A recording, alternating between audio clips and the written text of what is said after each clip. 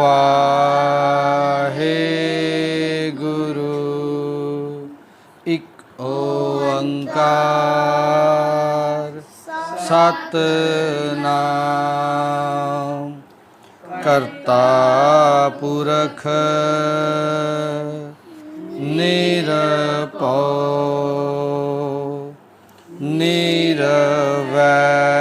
निरवैर अकाल मूरत अजूनी सैभं गुर प्रसाद इक ओंकार सतनाम करता पुरख निरभौ निरवैर अकाल मूरत अजूनी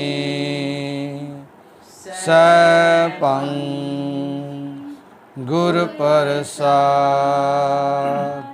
वाहिगुरु जी का खालसा वाहिगुरु जी की फतेह। माझ महला तीजा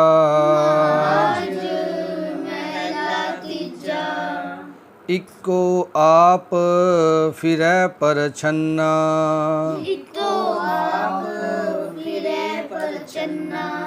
गुरमुख वेखा ता एह मन पीना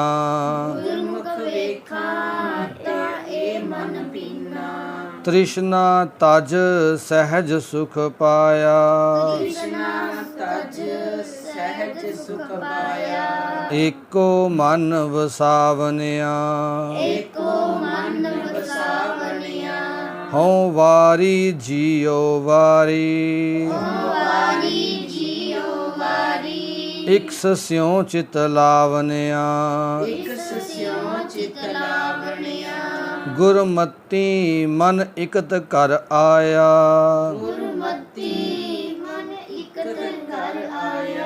सच्चे रंग रंगावनिया रहाओ एह जग पुला तैं आप पुलाया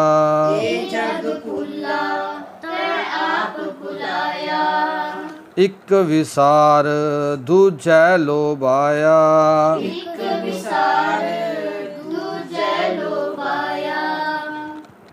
अन दिन सदा फिरै भ्रम पुला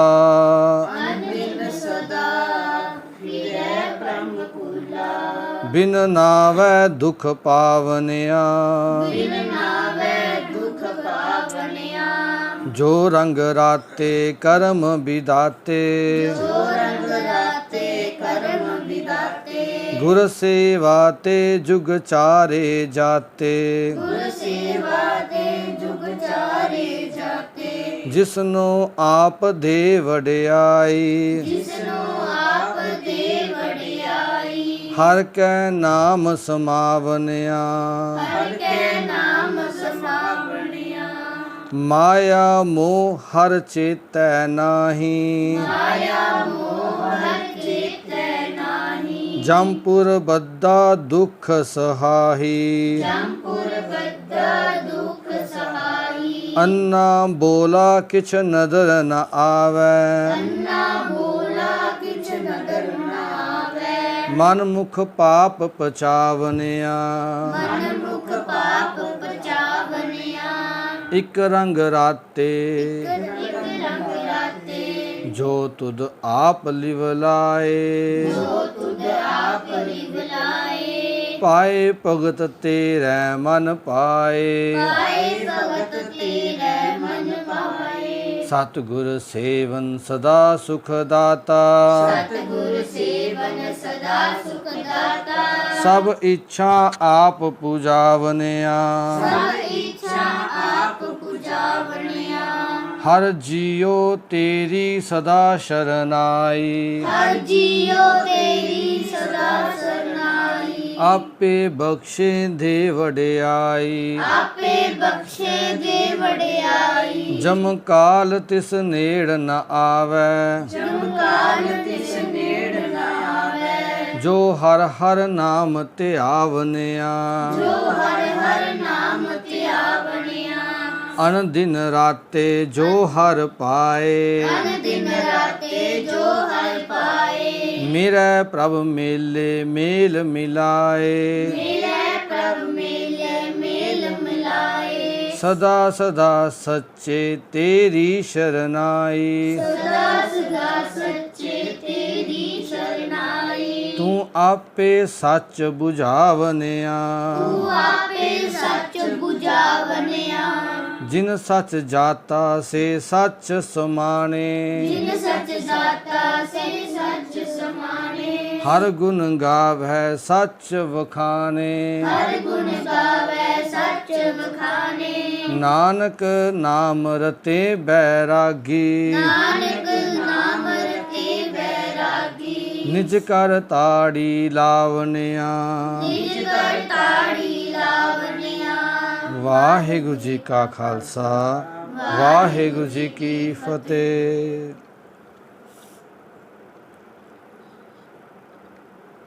ਇੱਕ 111 ਨੰਬਰ ਪੰਨੇ ਤੇ ਗੁਰੂ ਅਮਰ ਪਾਤਸ਼ਾਹ ਜੀ ਅਮਰਦਾਸ ਜੀ ਮਹਾਰਾਜ ਆ ਕੇ ਸਾਨੂੰ ਸ਼ਬਦ ਵਿੱਚ ਆਪਣੇ ਜੀਵਨ ਨੂੰ ਅਸੀਂ ਕੁਝ ਦਿਸ਼ਾ ਨਿਰਦੇਸ਼ ਦਈਏ, ਆਪਣੇ ਜੀਵਨ ਦੇ ਵਿੱਚ ਬਦਲਾਵ ਲਿਆਈਏ।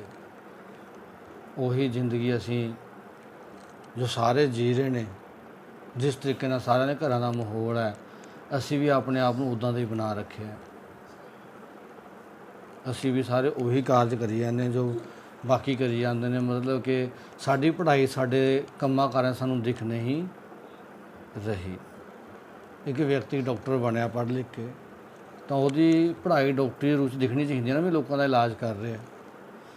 ਜੇ ਅਸੀਂ ਗੁਰਬਾਣੀ ਪੜ੍ਹ ਰਹੇ ਹਾਂ, ਗੁਰਬਾਣੀ ਦੇ ਅਰਥਾਂ ਨੂੰ ਰੋਜ਼ ਸਮਝਣ ਦੀ ਕੋਸ਼ਿਸ਼ ਕਰ ਰਹੇ ਹਾਂ, ਤਾਂ ਸਾਡਾ ਜੀਵਨ ਕਿਉਂ ਨਹੀਂ ਬਦਲ ਰਿਹਾ? ਇਸ ਦਾ ਮਤਲਬ ਅਸੀਂ ਕੀ ਕਰ ਰਹੇ ਹਾਂ? ਸਿਰਫ ਝੂਠੀ ਜ਼ਿੰਦਗੀ ਜੀ ਰਹੇ ਹਾਂ। ਅਸੀਂ ਕਿਹੜੀ ਜ਼ਿੰਦਗੀ ਜੀ ਰਹੇ ਹਾਂ? ਝੂਠੀ ਜ਼ਿੰਦਗੀ। ਕਿਉਂਕਿ ਪਾਠ ਕਰਕੇ ਹਟਾਂਗੇ, ਫਿਰ ਉਹੀ ਆ ਮੇਰੀ ਕੁਰਸੀ, ਆ ਮੇਰੀ ਆ ਚੀਜ਼, ਆ ਤੇਰਾ, ਆ ਮੇਰਾ।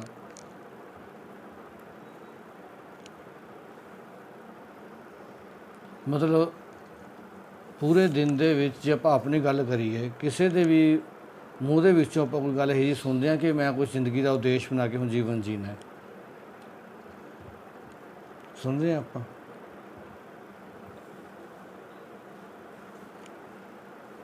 ਕਿਸੇ ਦੇ ਮੂੰਹ 'ਚੋਂ ਅੰਨੇ ਦਿਨਾਂ ਦੇ ਵਿੱਚ ਇੱਕ ਵਾਰੀ ਵੀ ਸੁਣਿਆ ਕਿ ਮੈਂ ਜ਼ਿੰਦਗੀ ਦਾ ਕੋਈ ਉਦੇਸ਼ ਬਣਾਉਣਾ ਹੈ? ਖਾਸ ਕਰ ਜਵਾਕਾਂ ਦੀ ਗੱਲ ਕਰੀਏ, ਇੱਕ ਵਾਰੀ ਵੀ ਇੱਕ ਸ਼ਬਦ ਵੀ ਕੱਢਿਆ ਹੋਵੇ ਵੀ ਅੱਜ ਮੈਂ ਕੁਛ ਆਪਣਾ ਜੀਵਨ ਦਾ ਉਦੇਸ਼ ਬਣਾ ਕੇ ਆਪਣੇ ਅੱਜ ਦੇ ਦਿਨ ਨੂੰ ਕੱਢਣਾ ਮੈਨੇ? ਕਿ ਜਵਾਕਾਂ ਦੀ ਮਾਂ ਨੇ 1 ਘੰਟਾ ਪਾਠ ਸ਼ੁਰੂ ਕੀਤਾ ਦਿਨ 'ਚ ਕਰਨਾ। ਡੈਡੀ ਜੀ ਹੁਣ ਪਾਠ ਕਰ ਰਹੇ ਨੇ, ਸਹਿਜ ਪਾਠ। ਵੈਸੇ ਹੀ ਕਹਿ ਰਹੇ ਹਾਂ ਜੀ ਵੀ ਕੀ ਆਪਾਂ ਜ਼ਿਆਦਾ ਨਹੀਂ, ਸਿਰਫ 10 ਮਿੰਟ, ਇੱਕ ਅੰਗ, ਇੱਕ ਪੇਜ ਹੀ, ਇੱਕ ਪੰਨਾ ਹੀ ਨੀਚੇ ਰੱਖੋ, ਉਰੇ ਲਿਆ ਕੇ ਇੱਥੇ ਨੀਚੇ ਬਹਿ ਕੇ ਚਾਹੇ ਇੱਕ ਪੰਨਾ ਕਰ ਲਈਏ, 2 ਪੰਨੇ ਕਰ ਲਈਏ, ਚਾਹੇ ਆਪਾਂ ਉੱਥੇ ਉਹ ਸਾਹਮਣੇ ਉੱਥੇ ਹੀ ਬੈਠ 'ਤੇ ਰੱਖ ਲਈਏ। ਜੇ ਜ਼ਰੂਰਤ ਪੈਂਦੀ ਤਾਂ ਅਸੀਂ ਨਾਲ ਦੀ ਨਾਲ ਅੰਦਰ ਬਾਹਰ ਜਾ ਵੀ ਸਕਦੇ ਹਾਂ। ਪਰ ਇੱਕ ਲਖਤ ਅਸੀਂ ਸਟਾਰਟ ਵੀ ਕਰਦੇ ਹਾਂ, ਉਸ ਨੂੰ ਕੰਟੀਨਿਊ ਰੱਖਣਾ ਬੜਾ ਜ਼ਰੂਰੀ ਹੈ। ਚਾਹੇ ਇੱਕ ਪੇਜ ਕਰੀਏ, ਆਪਾਂ ਇੱਕ ਪੰਨਾ ਕਰੀਏ, ਵੱਧ ਨਹੀਂ, ਇੱਕ ਕਰੀਏ। ਇੱਕ ਪੰਨੇ ਨੂੰ 5 ਮਿੰਟ ਨਹੀਂ ਲੱਗਦੇ ਆਪਾਂ ਨੂੰ, 10 ਮਿੰਟ ਵੱਧੋ ਵੱਧ। ਪਰ ਰੂਟੀਨ ਟੁੱਟਣ ਨਾ ਦਿਓ। ਜਦੋਂ ਰੂਟੀਨ ਟੁੱਟਦੀ ਹੈ, ਦਿੱਕਤ ਉਦੋਂ ਕ੍ਰੀਏਟ ਹੁੰਦੀ ਹੈ। ਤੁਹਾਨੂੰ ਇੱਕ ਵਾਰ ਵੀ ਮਨ 'ਚ ਆਇਆ ਵੀ ਮੈਂ ਆਪਣਾ ਸਹਿਜ ਪਾਠ ਸ਼ੁਰੂ ਕਰਾਂ ਆਪਣੇ ਵਾਸਤੇ? ਬਾਕੀ ਸਾਰੀਆਂ ਗੱਲਾਂ ਸਾਡੇ ਮਨ 'ਚ ਆਉਂਦੀਆਂ ਨੇ। ਸਾਰੀਆਂ ਗੱਲਾਂ ਦਾ ਮਤਲਬ ਸਾਰੀਆਂ ਗੱਲਾਂ।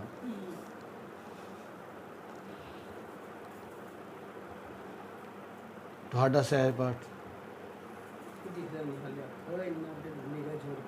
ਇੱਕ ਪੰਨਾ ਡੇਲੀ 5 ਮਿੰਟ ਦਾ। 5 ਮਿੰਟ ਤੋਂ ਬਾਅਦ ਤਾਂ ਸਮਾਂ ਲੱਗਦਾ ਨਹੀਂ ਇੱਕ ਪੰਨੇ ਨੂੰ, ਮੇਰੇ ਹਿਸਾਬ ਨਾਲ, ਜੇ ਆਪਾਂ ਆਰਾਮ ਨਾਲ ਵੀ ਪੜ੍ਹੀਏ। ਵੱਧ ਤੋਂ ਵੱਧ 2 ਮਿੰਟ ਹੋਰ ਉੱਪਰ ਹੋ ਜਾਣਗੇ, 7-8 ਮਿੰਟ ਹੋ ਜਾਣਗੇ, ਇਸ ਤੋਂ ਜ਼ਿਆਦਾ ਸਮਾਂ ਤਾਂ ਨਹੀਂ ਲੱਗਦਾ।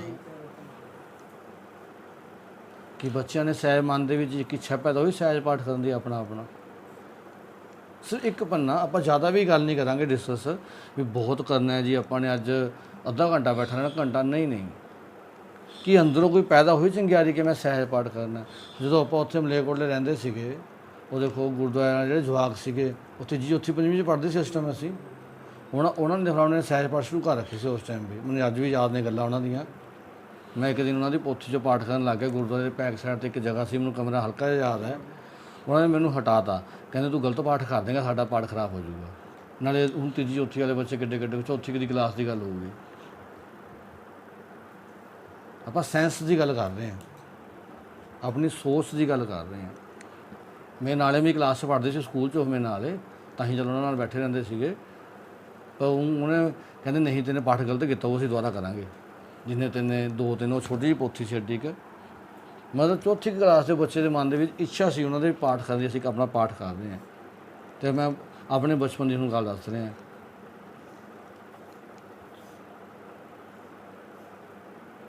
ਕਿ ਤੁਸੀਂ ਇਹਨੇ ਚਿੰਗ ਪੈਦਾ ਕੀਤੀ ਪਾਠ ਪੈਦਾ ਕਰਨ ਦੀ, ਚਾਹੇ ਇੱਕ ਪੰਨਾ ਹੀ ਕਰਨ, ਇਹ ਵੀ ਕਰ ਸਕਦਾ ਪ੍ਰਭੂ ਬਿਲਕੁਲ ਸਹੀ ਪਾਠ ਕਰ ਲੈਂਦਾ। ਇਹਨੂੰ ਹਰ ਇੱਕ ਲਾਮ ਦਲਾਮ ਦੀ ਸਮਝ ਹੈਗੀ ਹੈ ਕਿ ਨਹੀਂ ਇੱਕ ਪੁਆਇੰਟ ਹੋਰ, ਕੀ ਤੇਰੇ ਮਨ 'ਚ ਆਇਆ ਕਿ ਮੈਂ ਦਿਵਜੋਤ ਨੂੰ ਵੀ ਇਸ ਚੀਜ਼ ਦੀ ਆਦਤ ਪਾਵਾਂ? ਆਪ ਤਾਂ ਕਰਨਾ ਹੀ ਕਰਨਾ, ਇੱਕ ਲਾਗ ਹੈ ਨਾ, ਅਸੀਂ ਅੱਗੇ ਦੇ ਅੱਗੇ ਲਾਣੀ ਹੈ। ਕਹਿੰਦੇ ਨੇ ਨਾ ਵੀ ਇੱਕ ਪਲ ਵੀ ਮੈਂ ਆਖਾਂ ਜੀਵਾਂ, ਆਪਾਂ ਡੇਲੀ ਕਰਦੇ ਹਾਂ ਪਾਠ, ਮੈਨੂੰ ਲੱਗਦਾ ਨਾ ਰਹਿਰਾ ਸਾਹਿਬ ਕਰਦੇ ਹਾਂ, ਆਖਾਂ ਜੀਵਾਂ ਵਿਸਰੇ ਮਰ ਜਾਓ। ਕੀ ਮਤਲਬ ਹੋਇਆ? ਆਖਾਂ ਜੀਵਾਂ ਵਿਸਰੈ, ਜਦੋਂ ਵੀ ਮੈਂ ਪਰਮਾਤਮਾ ਸੱਚ ਨਾਲੋਂ ਵਿਸਰਾਂ ਮੈਂ ਮਰ ਜਾਂਦਾ ਹਾਂ। ਜਦੋਂ ਸੱਚ ਦੀ ਗੱਲ ਕਰਦਾ ਹਾਂ, ਸੱਚਾ ਜੀਵਨ ਜਿੰਦਾ ਹਾਂ, ਉਦੋਂ ਮੇਰਾ ਅਸਲ ਜੀਵਨ ਹੈ। ਹੁਣ ਆਪਾਂ ਪਾਠ ਕਰਕੇ ਹਟਾਂਗੇ, ਅਰਥ ਕਰਕੇ ਰੋਟੀਆਂ ਖਾਵਾਂਗੇ, ਸਾਡੇ ਦਿਮਾਗ ਦੇ ਵਿੱਚ ਫਿਰ ਉਹੀ ਕਹਾਣੀਆਂ ਸ਼ੁਰੂ ਹੋ ਜਾਣਗੀਆਂ। ਫਿਰ ਅਸੀਂ ਬਿਲਕੁਲ ਭੁੱਲ ਜਾਵਾਂਗੇ ਕਿ ਗੁਰੂ ਗ੍ਰੰਥ ਸਾਹਿਬ ਜੀ ਜਾਂ ਗੁਰਬਾਣੀ ਕੋਈ ਚੀਜ਼ ਹੈ। ਪੂਰੇ ਦਿਨ ਲਈ ਸਾਡੇ ਦਿਮਾਗ ਦੇ ਵਿੱਚੋਂ ਵਿਸਰ ਜੂ। ਯਾਦ ਰਹਿੰਦੀ ਹੈ, ਜੇ ਯਾਦ ਰਵੇ ਸ਼ਾਇਦ ਫਿਰ ਅਸੀਂ ਇੱਕ ਅੱਧਾ ਅੰਗ, ਇੱਕ ਅੱਧਾ ਪੰਨਾ ਕਰ ਲਈਏ।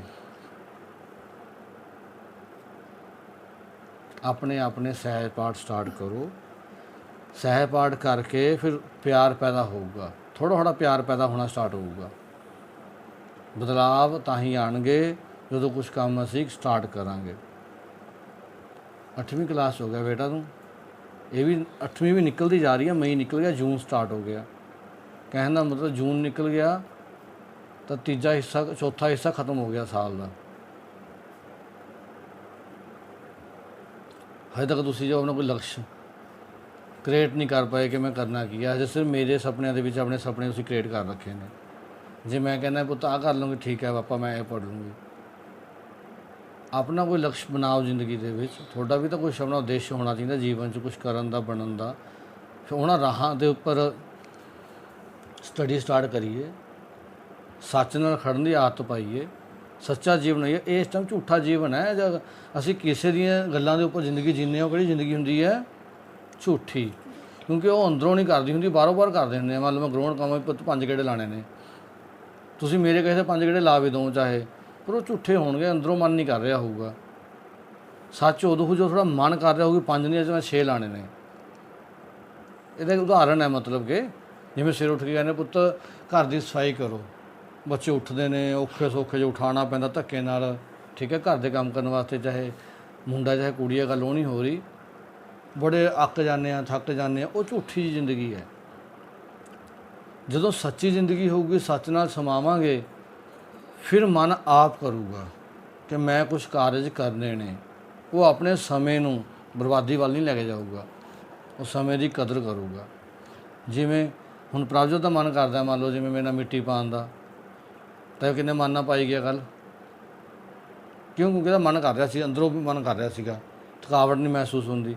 ਜਿਹੀ ਕੋਈ ਐਸਾ ਕੰਮ ਮੈਨੂੰ ਪੜ੍ਹਨ ਨੂੰ ਕਹਿ ਦੇਵਾਂ ਅੱਧੇ ਘੰਟੇ ਲਈ, ਉੱਥੇ 2 ਘੰਟੇ ਮਿੱਟੀ ਪਵਾਈ ਗਿਆ, ਪੂਰਾ ਹਾਰਡ ਕੰਮ ਕਰੀ ਗਿਆ, ਕਿਉਂਕਿ ਸੱਚ ਸੀਗਾ, ਇਸ ਕਰਕੇ ਲੱਗਿਆ ਰਿਹਾ। ਪੜ੍ਹਨ ਨੂੰ ਕਹਿੰਦੇ ਆ ਅੱਧੇ ਘੰਟੇ 'ਚ ਅਟੈਂਡੈਂਸ ਫਿਕਸ ਹੋ ਜਾਂਦੀ ਹੈ। ਕਿਉਂ? ਕਿਉਂਕਿ ਮਨ ਝੂਠਾ ਹੁੰਦਾ ਉਸ ਟਾਈਮ, ਅਸੀਂ ਝੂਠੀ ਜ਼ਿੰਦਗੀ ਜੀ ਰਹੇ ਹੁੰਦੇ ਹਾਂ। ਜਦੋਂ ਵੀ ਝੂਠੀ ਜ਼ਿੰਦਗੀ ਜੀਵਾਂਗੇ ਅਸੀਂ ਅੱਕਾਂਗੇ ਵੀ, ਥੱਕਾਂਗੇ ਵੀ। ਜੋ ਸੱਚ ਹੋਊਗਾ ਫਿਰ ਜੋਸ਼ ਹੋਊਗਾ, ਫਿਰ ਲਕਸ਼ ਹੋਊਗਾ, ਫਿਰ ਕੁਝ ਕਰਨ ਦੀ ਹਿੰਮਤ ਹੋਊਗੀ, ਫਿਰ ਅਸੀਂ ਕੁਝ ਕਰਾਂਗੇ।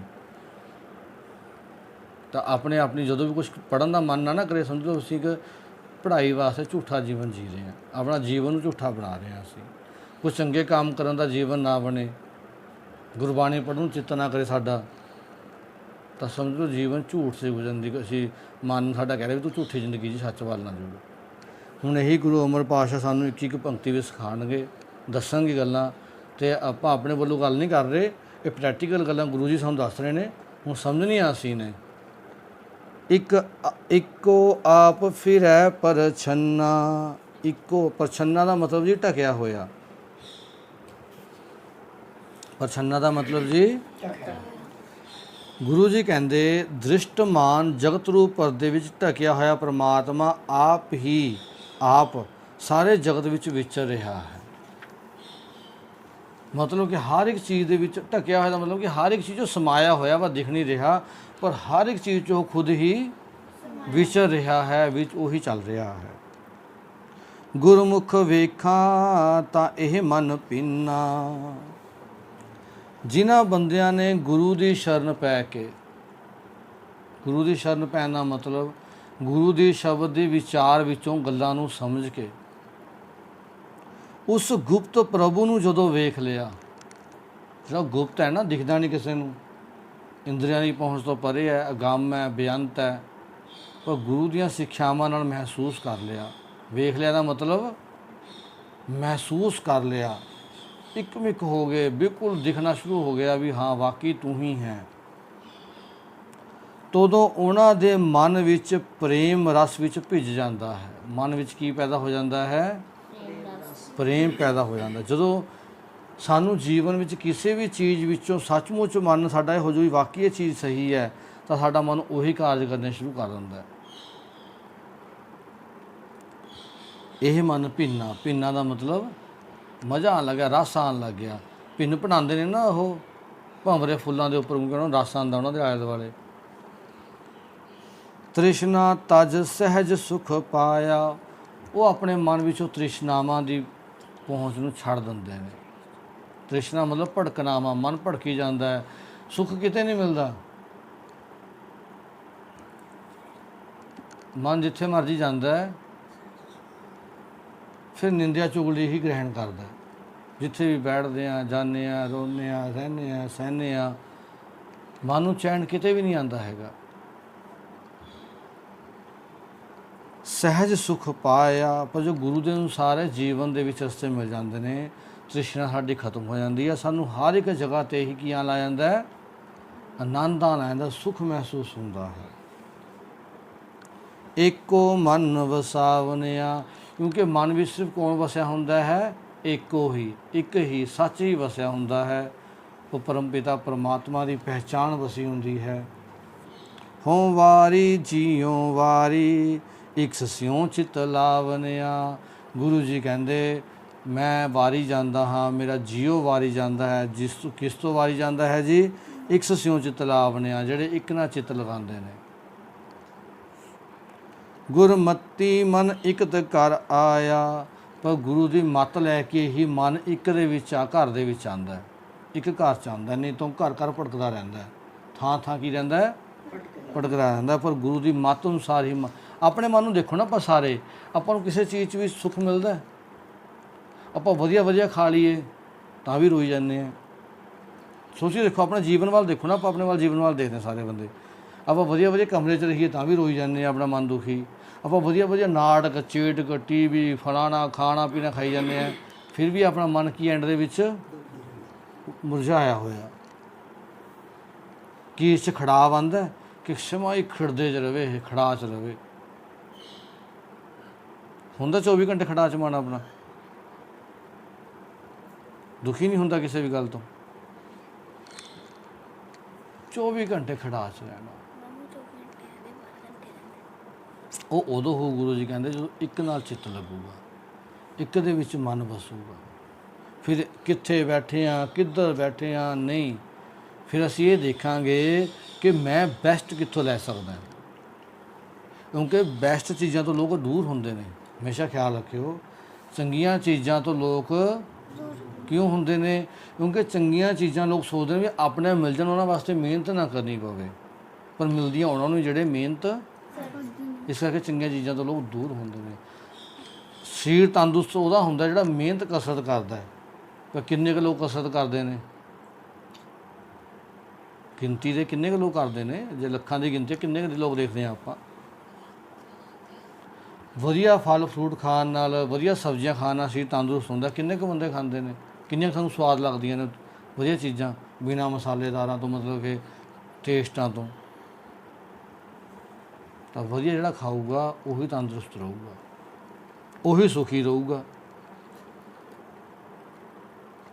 ਗੁਰਮਤੀ ਮਨ ਇਕਤ ਕਰ ਆਇਆ। ਗੁਰੂ ਦੀ ਮੱਤ ਅਨੁਸਾਰ ਫਿਰ ਮਨ ਇੱਕੋ ਘਰ ਵਿੱਚ ਆ ਜਾਂਦਾ ਹੈ।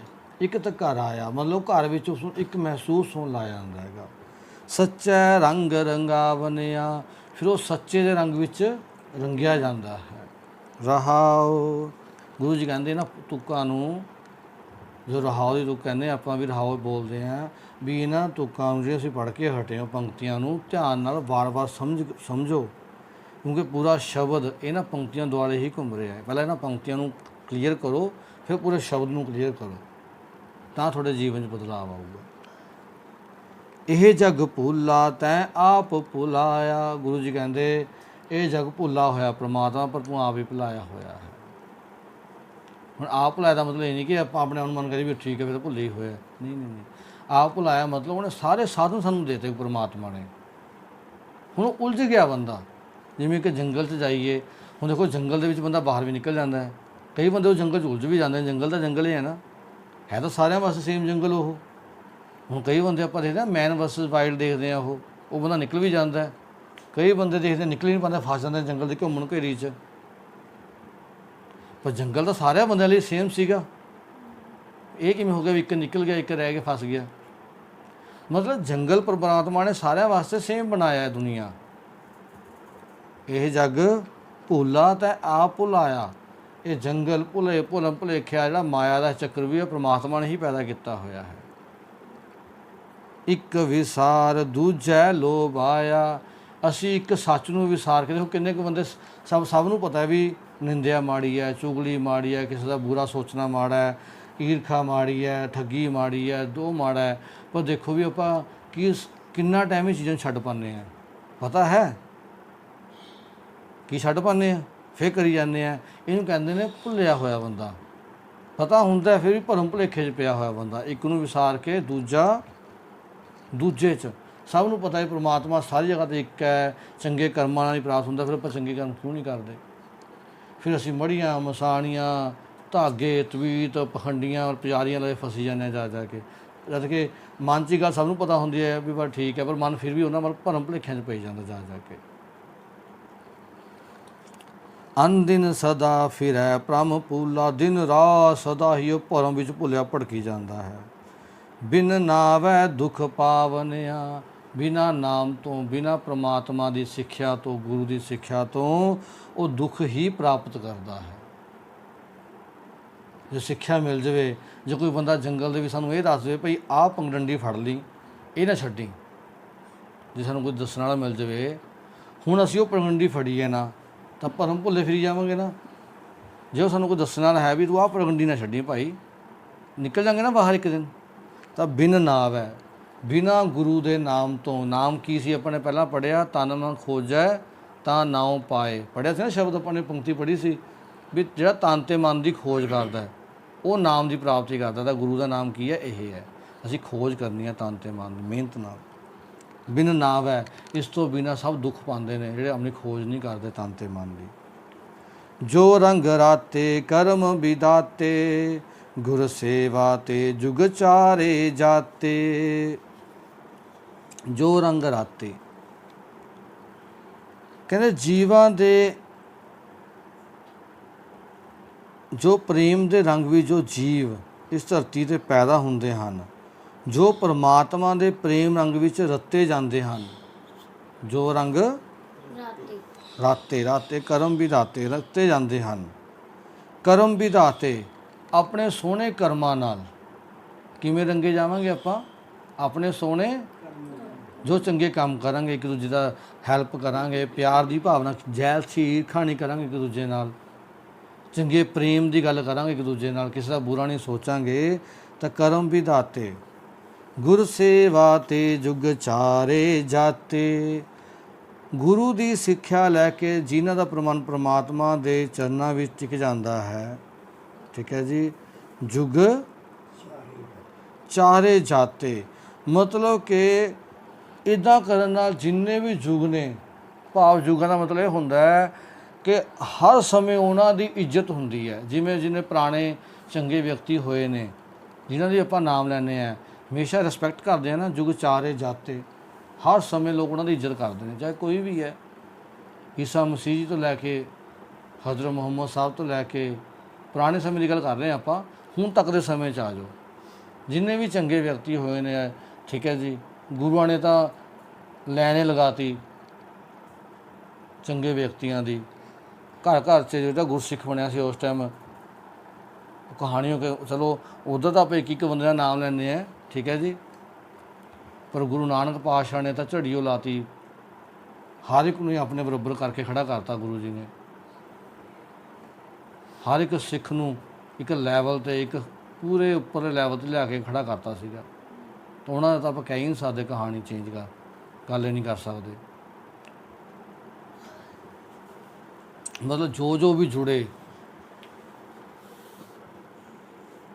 ਹਮੇਸ਼ਾ ਹੀ ਉਹਨਾਂ ਦੀ ਇੱਕ ਪਹਿਚਾਣ ਕ੍ਰੀਏਟ ਹੋਊਗੀ।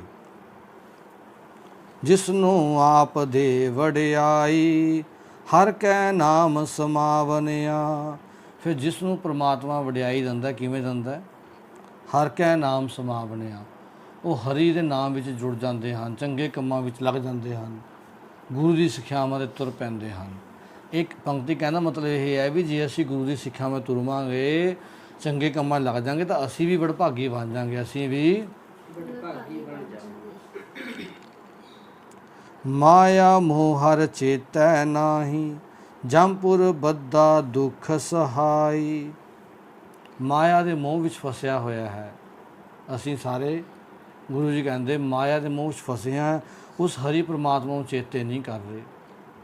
ਜੰਪੁਰ ਬੱਧਾ, ਵਿਕਾਰਾਂ ਵਿੱਚ ਬੰਦੇ ਹੋਏ ਹਾਂ, ਕਾਮ ਕ੍ਰੋਧ ਲੋਭ ਹੰਕਾਰ, ਗੰਦੇ ਵਿਕਾਰ ਸਾਡੇ ਅੰਦਰ ਚੱਲੀ ਜਾਂਦੇ ਹਨ। ਦੁੱਖ ਸਹਾਈ, ਦੁੱਖ ਸਹੇੜੀ ਜਾਂਦੇ ਹਾਂ ਇਹਨਾਂ ਮਗਰ ਲੱਗ ਕੇ। ਅੰਨਾ ਬੋਲਾ ਕਿਛ ਨਦਰ ਨ ਆਵੈ, ਅੰਨੇ ਹੋਏ ਵੇ ਹਾਂ, ਕੰਨਾਂ ਤੋਂ ਸੁਣ ਨਹੀਂ ਰਿਹਾ, ਕਿਛ ਨਜ਼ਰ ਨਾ ਆਵੇ, ਕਿੱਧਰ ਨੂੰ ਜਾ ਰਹੇ ਹਾਂ, ਕੋਈ ਗੱਲ ਕਲੀਅਰ ਹੀ ਨਹੀਂ ਹੋ ਰਹੀ।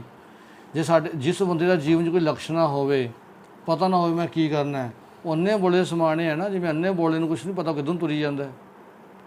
ਜਿਸ ਨੂੰ ਨਾ ਸੁਣਦਾ ਹੋਵੇ, ਜੇ ਸੁਣੂਗਾ ਤਾਂ ਕੋਈ ਕਹਿ ਕੇ ਸਾਡਾ ਅੰਨਾ ਵੀ ਹੋਵੇ, ਪਰ ਸੁਣਦਾ ਹੋਵੇ ਕਹਿੰਦਾ ਨਾ ਭਾਈ ਧਿਆਨ ਨਾਲ, ਉਹਨੂੰ ਸੁਣ ਵੀ ਨਹੀਂ ਰਿਹਾ, ਦਿਖ ਵੀ ਨਹੀਂ ਰਿਹਾ, ਉਹਨੂੰ ਪਤਾ ਮੈਂ ਕਿੱਧਰ ਜਾ ਰਿਹਾ।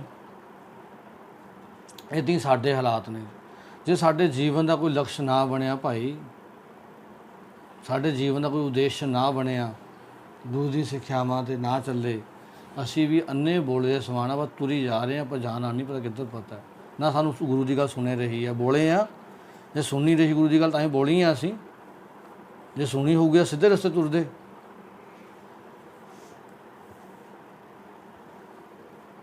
ਹੈ ਨਾ।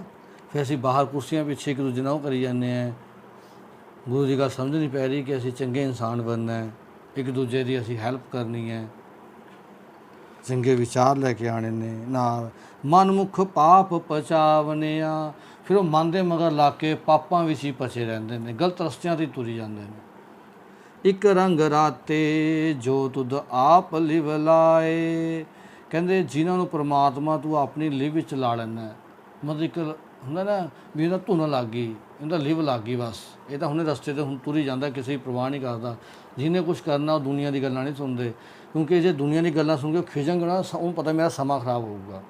ਜਿਹਨਾਂ ਦੀ ਇੱਕ ਲਿਵ ਲੱਗੀ ਹੁੰਦੀ ਹੈ ਨਾ, ਮੰਨ ਲਓ ਤੁਹਾਨੂੰ ਪਤਾ ਵੀ ਮੈਨੇ ਪਟਿਆਲੇ ਜਾਣਾ, ਮੰਨ ਲਓ ਤੁਹਾਨੂੰ ਪਤਾ ਹੀ ਮੈਂ ਇੱਕ ਚੰਗਾ ਇਨਸਾਨ ਬਣਨਾ, ਚਲੋ ਆਪਾਂ ਗੱਲ ਕਰਦੇ ਹਾਂ, ਪਟਿਆਲੇ ਛੱਡੋ, ਮੈਂ ਇੱਕ ਚੰਗਾ ਇਨਸਾਨ ਬਣਨਾ।